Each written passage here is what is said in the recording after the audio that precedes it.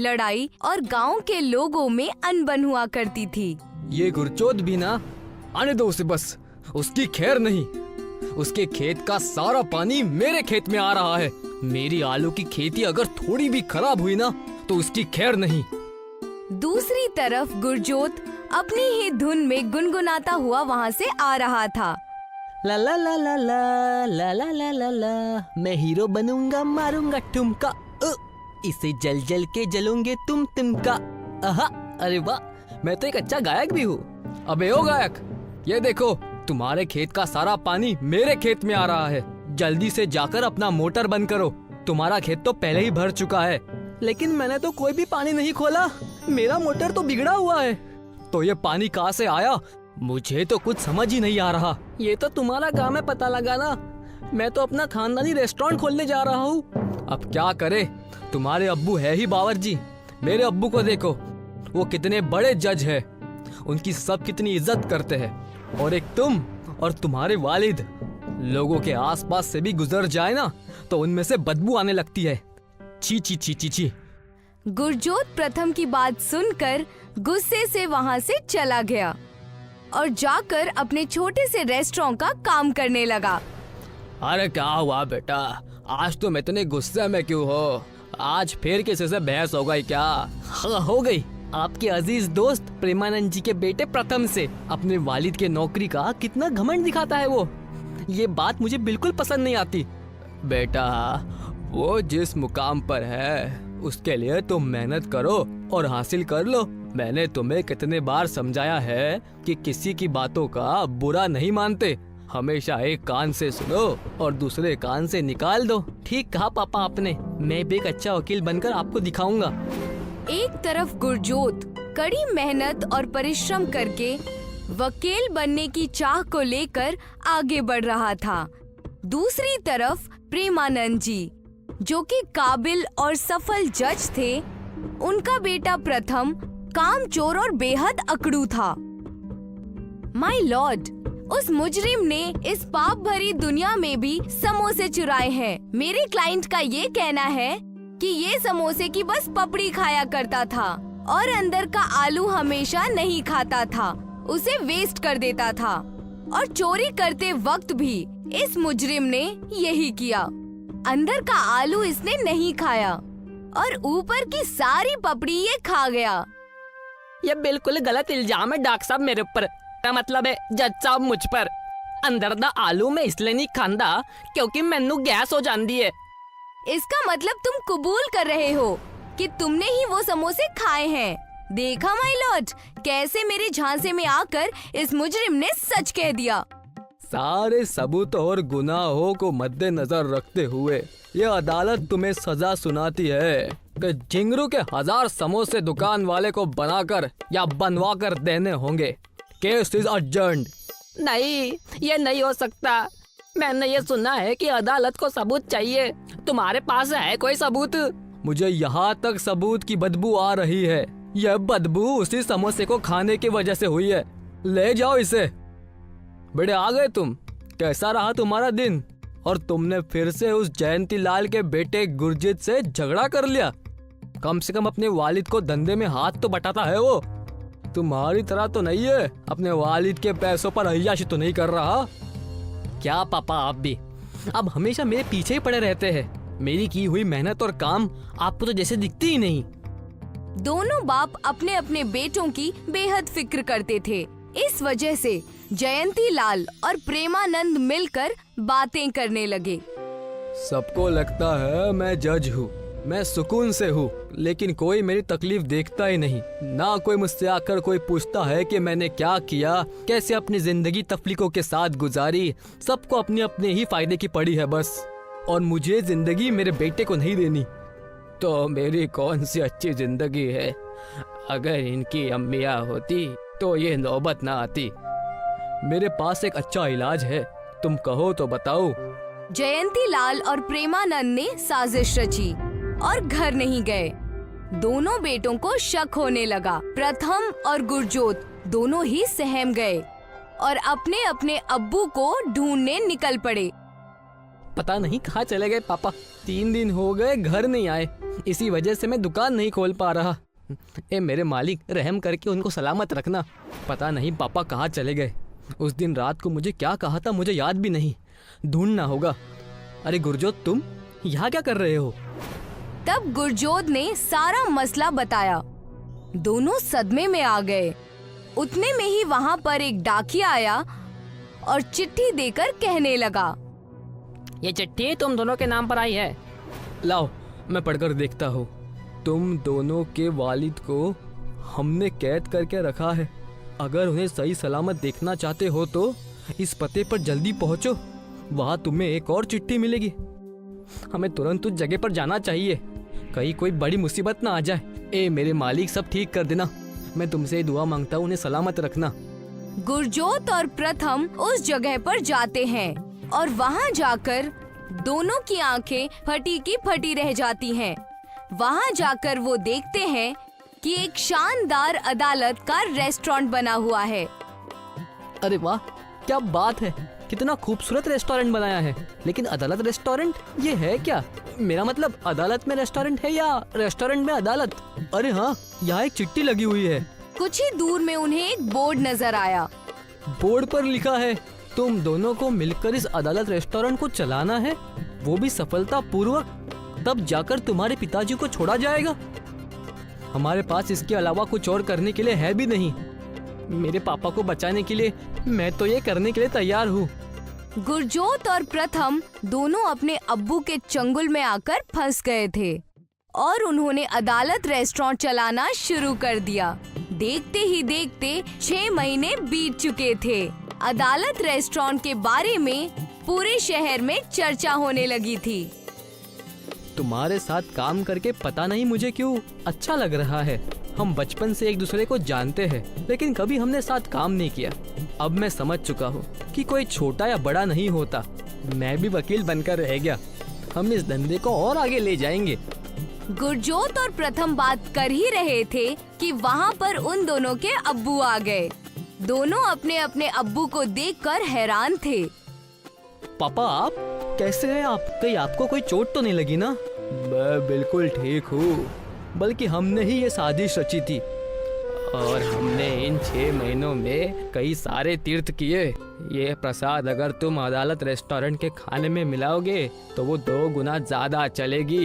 ये दिव्य शक्तियों वाला प्रसाद है, जादुई प्रसाद। हम बिल्कुल वैसे ही करेंगे पापा। सब कुछ अच्छा हो ही रहा था कि वहाँ पर कुछ डाकू आ गए। पापा, अब ये कैसा मजाक है? इन डाकुओं ने हमें क्यों घेरा हुआ है? कहीं आपके ड्रामा का ये कोई हिस्सा तो नहीं है ना? कोई हिस्सा नहीं है बेटा। इन दोनों को तो मैं भी नहीं जानता। चप्पड़ चप्पड़ बंद करो और मेरी बात सुनो। तुमने मुझे 20 साल की सजा दी थी, इसीलिए मैं तुम्हें छोड़ूंगा नहीं। हाँ हाँ, बड़ा जज बनता है ना, या हलवाई बने हो? बताऊं क्या? तुम सब ऐसा नहीं कर सकते। तुमने बुरा किया इसलिए तुम्हें सजा मिली। अबे पिल्ले, तू मुझे सिखाएगा क्या करना है क्या नहीं? दफा हो जा यहाँ से।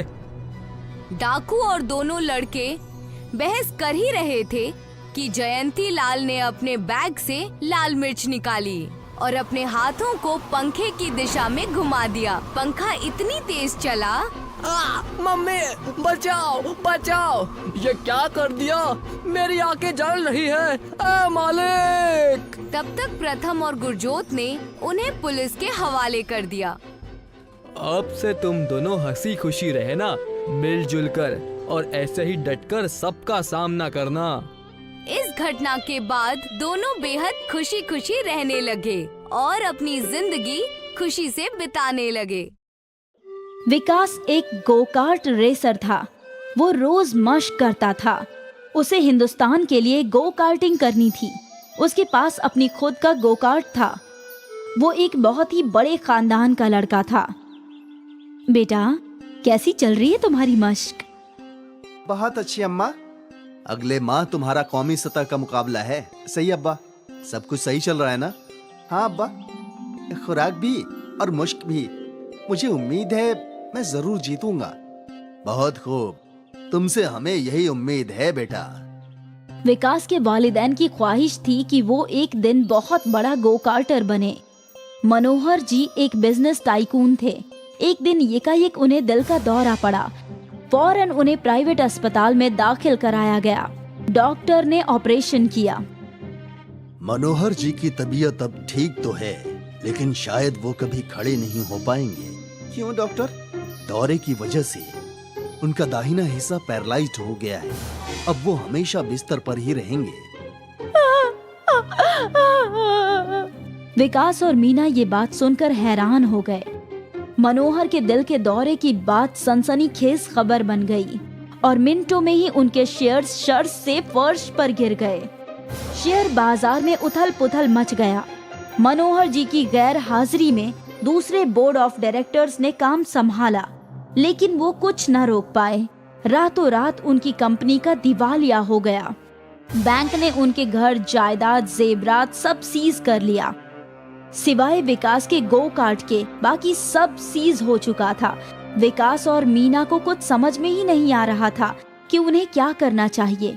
विकास अपनी वालिदा को लेकर अपने एक दोस्त के घर रहने चला गया। बेटा, हमें कुछ ना कुछ तो करना ही होगा, ऐसे कैसे चलेगा? हाँ माँ, लेकिन मैं क्या कर सकता हूँ? तुम्हारे दोस्त ने हमें ये घर रहने के लिए दिया है, लेकिन हम हमेशा यहाँ नहीं रह सकते बेटा, हमें कुछ तो करना होगा। लेकिन अम्मा, हम क्या कर सकते हैं? तेरे अब्बा और मैंने हमारी जिंदगी की शुरुआत एक ढाबे से की थी। एक ढाबे से हमने होटल बनाया, होटल से कई होटल, और फिर ये पूरी एम्पायर बनी। हमें भी बहुत छोटी सी शुरुआत करनी होगी। जी अम्मा। मैं तुझे खाना तो बना कर दे दूंगी, लेकिन तुम इसे फरोख्त कैसे करोगे? विकास सोचने लगा। क्यों ना तुम एक हाथ गाड़ी खरीद लो। गोकार्ट कैसी रहेगी अम्मा? गोकार्ट पे खाना? हाँ, अब तक नहीं सुना ना? यही करते हैं। मुझे उम्मीद है ये नई तरकीब काम करेगी। ठीक है। मीना ने अपनी जिंदगी की शुरुआत बहुत ही छोटी सी की थी। अब जिंदगी वापस उसे वहीं ले आई, लेकिन उसे यकीन था कि वो सब कुछ फिर से ठीक कर देगी। अगले ही रोज से मीना ने खाना बनाना शुरू किया। विकास ने अपने गोकार्ट पर डिब्बे लगाए और फिर सारा खाना उन डिब्बों में भर लिया। विकास, वेज थाली 100 रुपए और चिकन थाली 150 रुपए। ठीक है अम्मा। और ख्याल रहे, खरीदारों से हमेशा मुस्कुरा कर पेश आना। जी अम्मा। मीना ने विकास को हिदायत दी और फिर विकास निकल गया। वो अपनी गोकार्ट लेकर एक बड़े कॉलेज के बाहर गया और उसने तख्ती लगा दी, वेज थाली 100 रुपए और चिकन थाली 150 रुपए।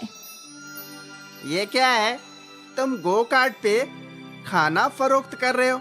मजाक कर रहे हो क्या? नहीं, मैं कोई मजाक नहीं कर रहा। मुझे एक वेज थाली देना। उस लड़की ने विकास को 100 रुपए अदा किए और वेज थाली खरीद ली। उस लड़की को देखकर कई और लोग खाना खरीदने आ गए और सभी ने विकास की गोकार्ट के साथ फोटोज भी खिंचवाई। जब यहाँ के खरीदार खत्म हुए तो विकास अपनी गोकार्ट लेकर एक मॉल के बाहर गया। यहाँ भी उसने वही तख्ती लगाई। तख्ती देखकर कुछ लोग उसके पास आ गए। एक वेज थाली देना भाई, मुझे एक चिकन। विकास ने दोनों को खाना दिया। कमाल।